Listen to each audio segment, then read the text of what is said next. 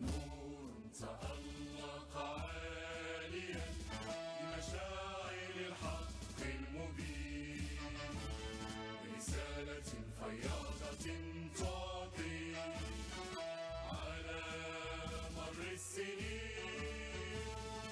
نور تألق عاليا بمشاعر الحق المبين، لبناء حضارة كبرى على دنيا ودين، وخطى اعتدال رافقت صوت انفتاح الليالي. جهود تجديد سمت بالفكر والعمل الرصين في